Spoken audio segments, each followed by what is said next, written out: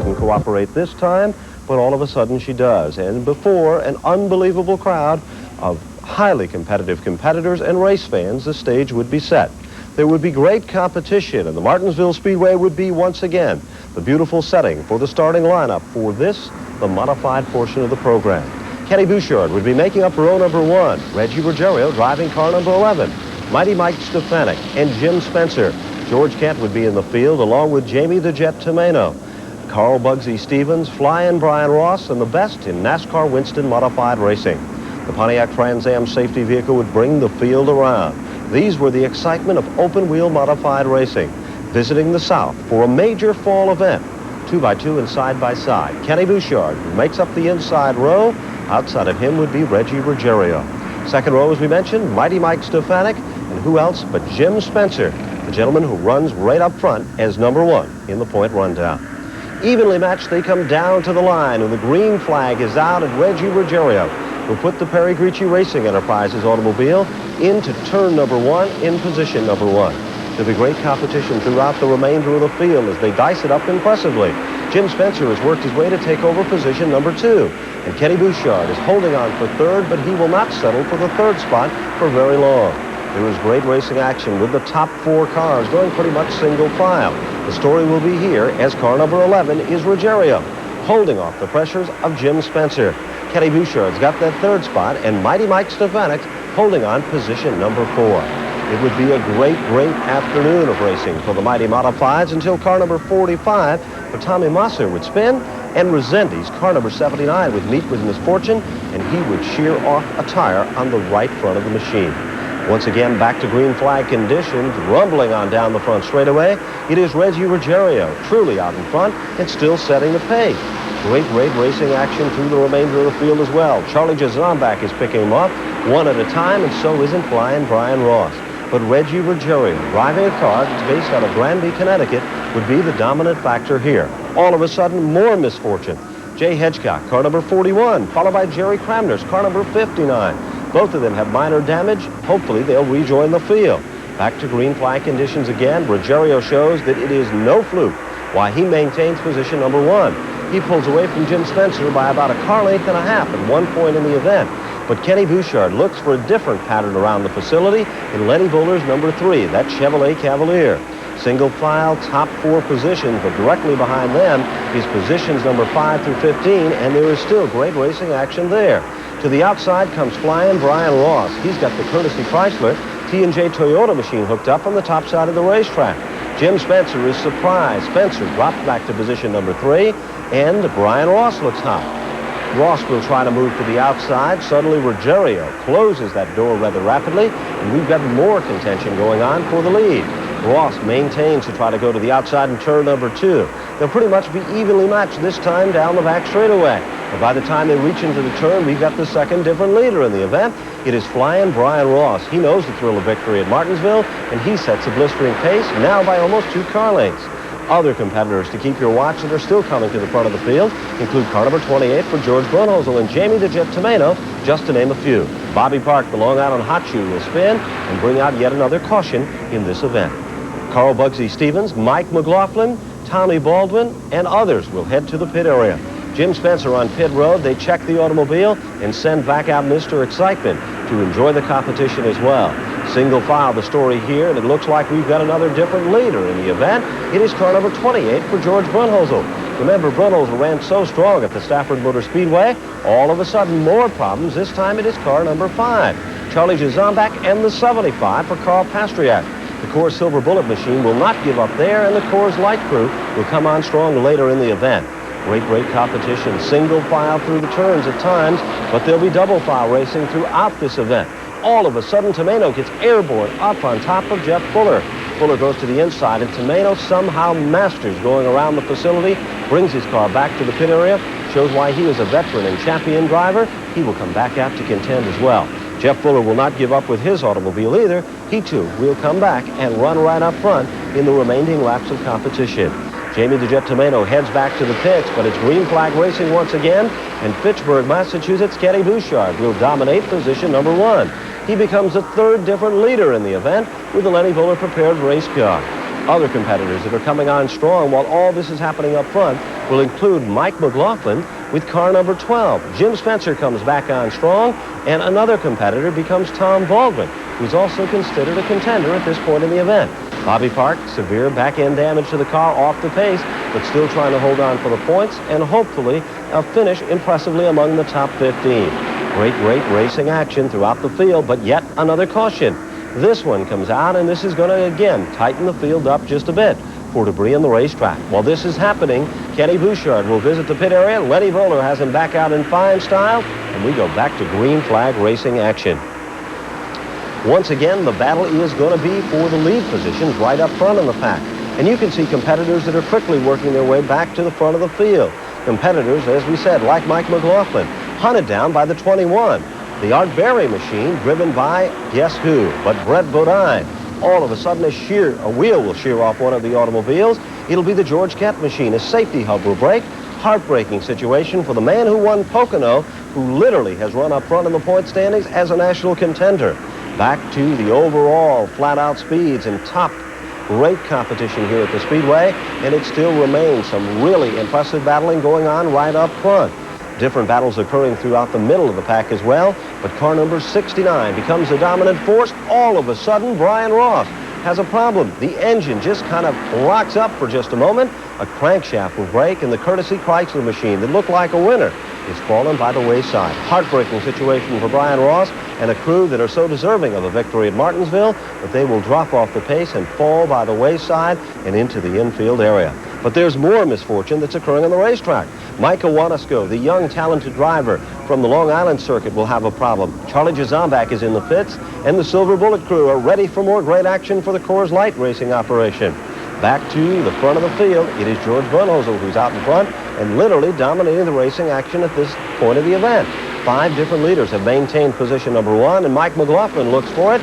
All of a sudden, guess what? A tire goes flat, and Brunhosel will go around. Involved in the mix-up is car number 21, and that, of course, is Brett Bodine. 71, which is renumbered from the 711 for Bob Povereri, and Tom Baldwin shows his temper is flaring just a bit, and involved in the mix-up is also car number 28, and that, of course, is the machine driven by George Bunhosel. Doug Heverin also will meet with misfortune in this event, and Bob Povereri will discuss it with, of course, Tommy Baldwin, but those competitors will have a tough time of getting back in the actual competition. For some, they will make it back. For others, the story will be an unfortunate afternoon at the Martinsville Speedway. Well, back to green flag racing action, and the Dayglow Orange machine that Clyde McLeod and Billy Carrazzo have prepared and owned will be the factor here. Position number 1, Martinsville Speedway. It is Mike McLaughlin to literally set the pace and be the man to contend with, looking like a sure winner in this event. But Kenny Bouchard has his thoughts about victory here on this day at Martinsville Raceway. He will be close, but not close enough at this point in the event to become a factor. And George Bunhosel, who worked his way from the back of the pack, is coming to the front of the field as well. But Reggie Ruggiero, who once dropped back to 5th, is not going to settle for 5th. By no means. He moves to the inside. Charlie J comes out of nowhere, faster than most. Remember, Jazombek has 4 feature event wins to his credit at Martinsville Speedway. He knows this facility better than most. Kenny Bouchard has visited victory lane before, and he looks just as quick, if not quicker, than the cars that are in those top 4 positions. Mike McLaughlin a little bit off the pace. You can see the car starting to bobble just a bit, and that creates a problem for McLaughlin, who was more than just your average factor in this event. But look out, here comes Charlie J. Down low is the story here. In the turn, Kenny Bouchard will try. They'll be pretty much evenly matched. Closer than most people park is the old saying, but horsepower is going to decide it all. Suddenly they come through the turns and look for the long straightaway areas. Charlie Jazombek's got position number 1, and time is starting to run out. Jazombek maintains a number 1 spot at this point in the event, and Kenny Bouchard starts to smoke just a bit. Is it a power steering problem or an engine problem? Nobody knows at this point in the event, but Kenny Bouchard's hopes of securing a victory have all but ended in the Len Bowler prepared number 3. But there's more misfortune for some of the other competitors. Look out off the turn. Mike McLaughlin with 3 to go will lose a tire. The tire goes down. Smoke erupts from another automobile, and that, of course, is the story here. Satch Worley, car number 07, who is a regular favorite among the Southern race fans, also has met with misfortune. The wheels will point in opposite directions. And it appears that Charlie Jazambach is going to have an easy victory at the Martinsville Speedway. Great competition here as he comes on and thunders on by. The checkered flag will wave soon, and the winner in this event for modified racing action at the Martinsville Speedway will be a gentleman, as we said before, who is absolutely no stranger to the winner's circle at Martinsville. With 4 to his credit, Charlie Jazambach is in for a victory. Reggie Ruggiero, a brilliant comeback to finish second. Brett Bodine maintains a steady third. Jeff Fuller comes on strong for fourth, and Jim Spencer's got position number 5. 6 through 10, Carl Pastriak in the Coors Silver Bullet machine. Mike Iwanisco 7th, Satch Worley is 8th, Mike McLaughlin is 9th, and 10th goes to Steve Jarvis with car number 10. Congratulations to Charlie J, definitely deserving of the big victory at the Martinsville Speedway. Well, there was more than just modifieds at Martinsville. There were the Grand National cars, and guess what? One of our own would do it there again. Let's take a look at great GN racing at Martinsville.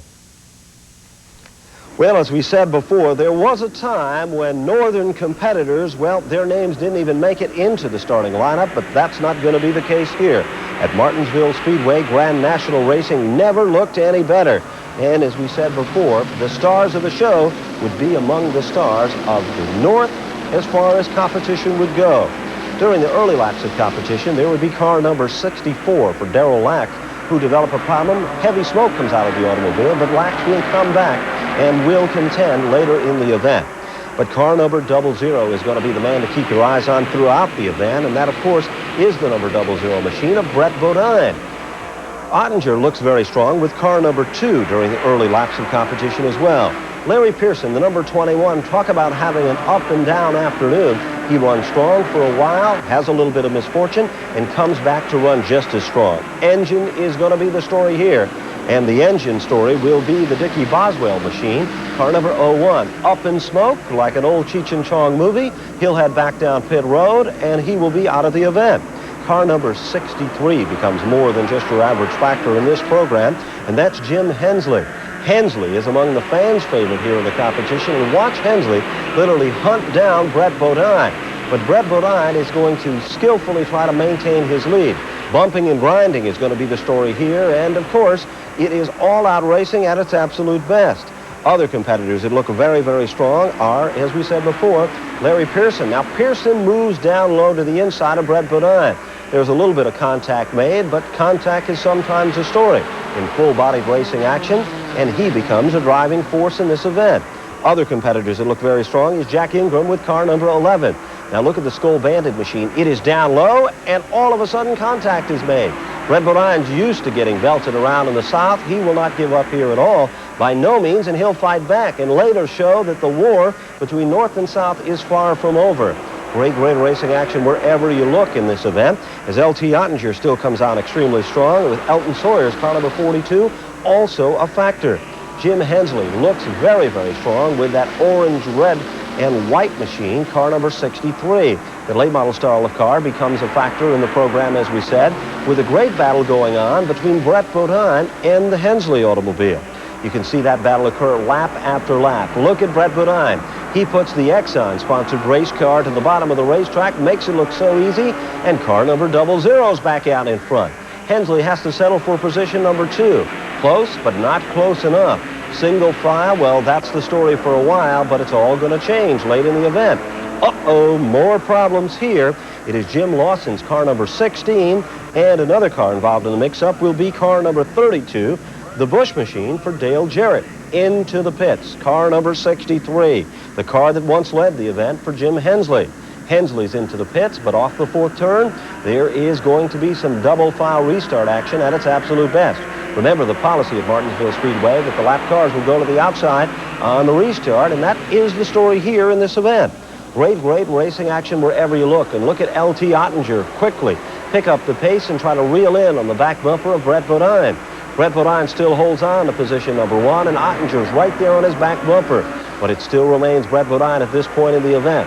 But it seems like out of nowhere again to challenge comes Larry Pearson. Pearson is hot, moves down under L.T. Ottinger. They're pretty much evenly matched. A lot of great racing room here to get the job done, and Pearson makes it look so simple. He shows his winning style and works his way into position number 2. But the all-pro machine of L.T. Ottinger's not going to let him get too far out of his sight. Ottinger takes a look at the top side of the racetrack. Can't quite do it this time. Brett Bodine is starting to pull away. He still tries to maintain position number 1. Still working his way out in front. Single file the story here for the top 3. But there's more great racing action wherever you look, right down to the checker. But the record books is going to show that one of our own has done it once again. Brett Bodine will set in the winner's circle. Larry Pearson in for position number 2. L.T. Ottinger's got 3rd. Jim Hensley, a great comeback for 4th. And Elton Sawyer's got position number 5. 6 through 10, car number 32 for Dale Jarrett, followed by Larry Poulard. In the 7th spot, 8th spot, Jack Ingram. 9th spot, Charlie Luck. And 10th spot would be Joe Thurman. Once again, it was great competition for 2 divisions at Martinsville, but there was a 3rd. The 3rd are late model type automobiles that carry a lot of the markings of our Pro Stock division. And guess what? They weren't disappointing either. The Martinsville Speedway, with these automobiles, really put on quite a show. Well, we told you they looked a lot like Pro Stocks or cars from the Northern Circuit here in New England, but these are what they refer to as late model machines, and at the Martinsville Speedway they had the biggest field of these assembled for their major events of competition all season long.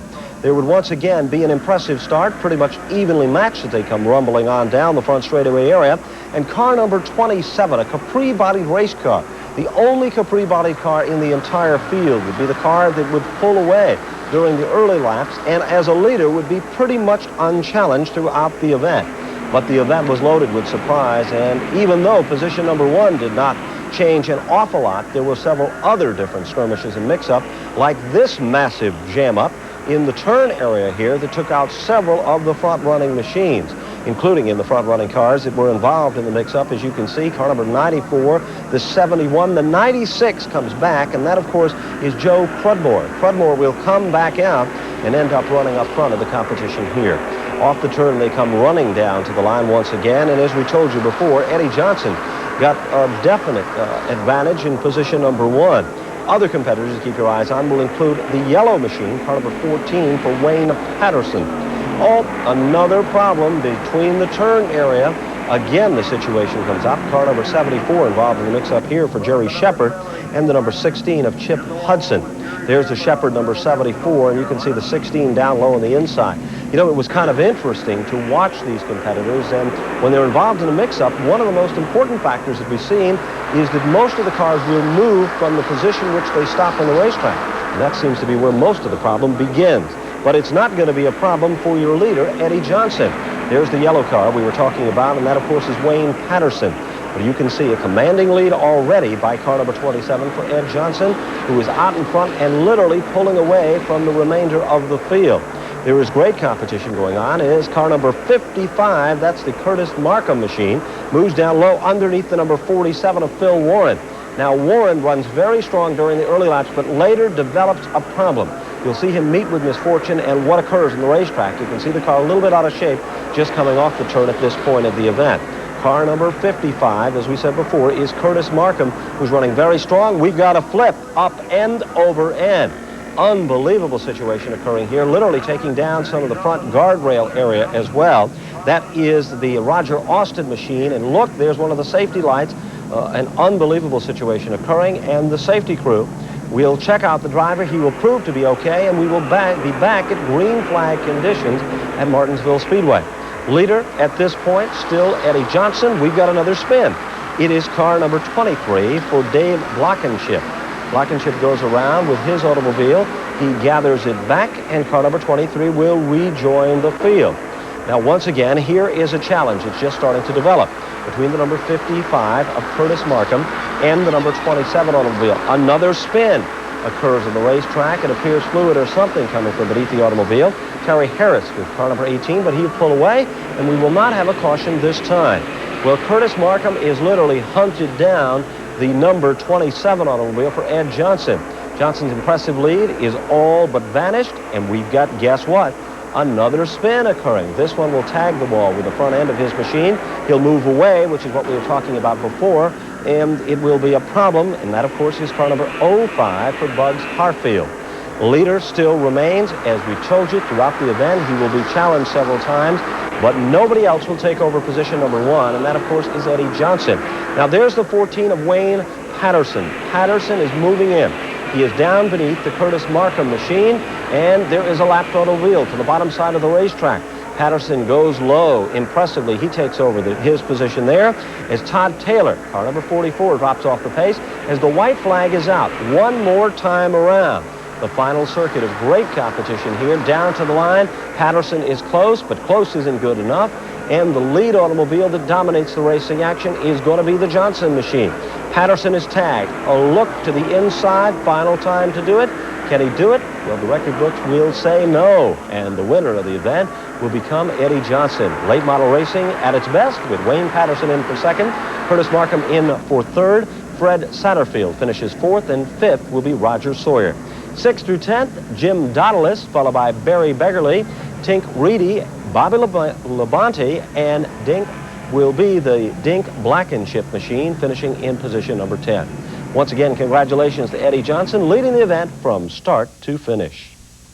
Next, we'll be taking a look at Winston Cup competition. Mark Allen calls the action in the event that determined yet another champion.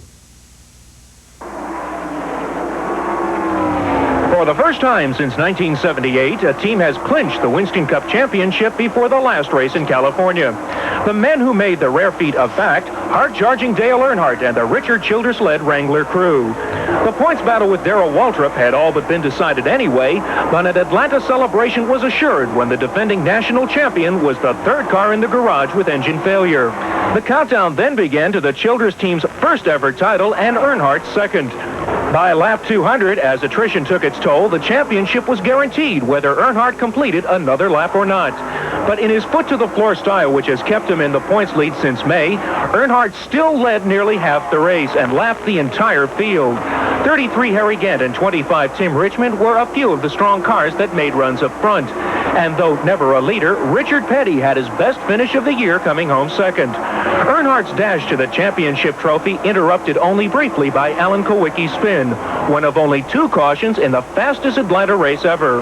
When the checkers had fallen and the jubilation had begun in earnest, Earnhardt had his 5th win of the year and became the first man since Cale Yarborough in 1978 to win a race and the championship on the same day. Dale Earnhardt, 1986 Winston Cup champion. How does that sound? Sounds great. You know, thank the good Lord for a safe day today at Atlanta, but thank him for a good year. We've worked awful hard. We've had some hard knocks.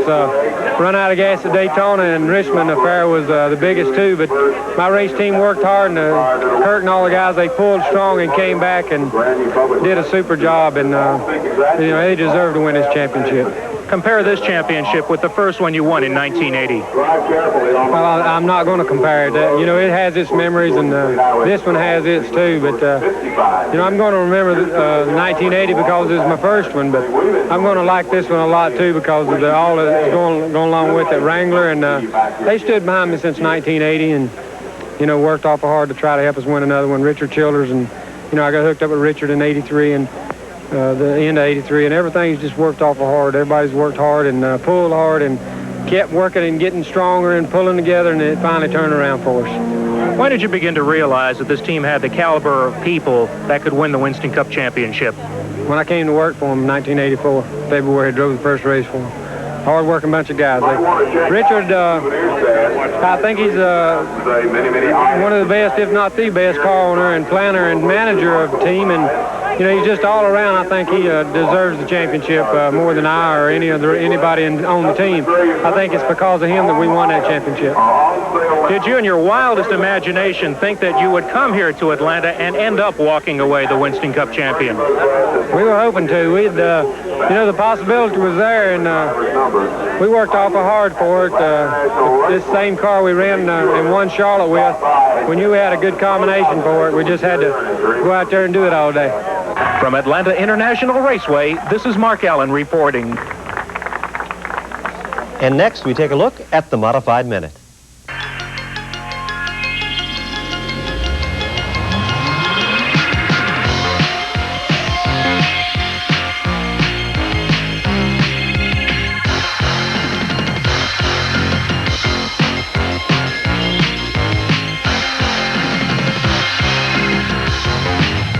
Hi, I'd like to introduce myself. I'm the modified driver of the Leon Conklin number 125, and I also drive the Hoffman Brothers 60 over.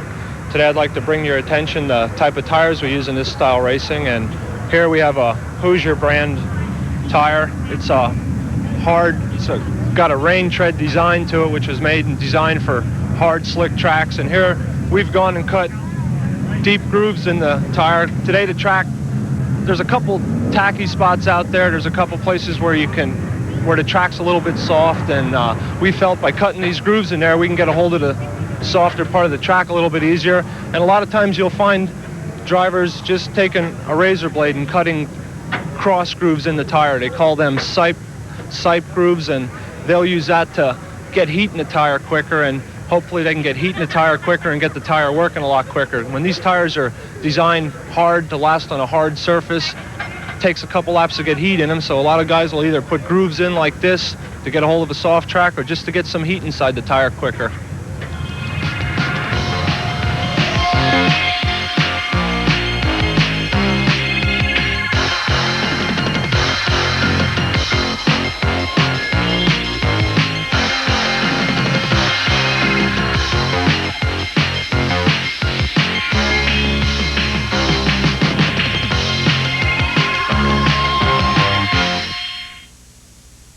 So many of you tell us how much you enjoy the show Raceweek that we want you to continue to write those letters. Remember, send those letters to the attention of Raceweek, care of NESN, Post Office Box 637, Kenmore Station, Boston, Massachusetts 02215. Come on, if you're a race fan, send those letters and we'll really show them how impressive our program is.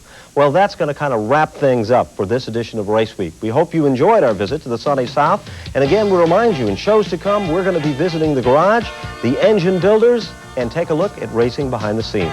Bye-bye. We'll see you again next time for more of Raceweek.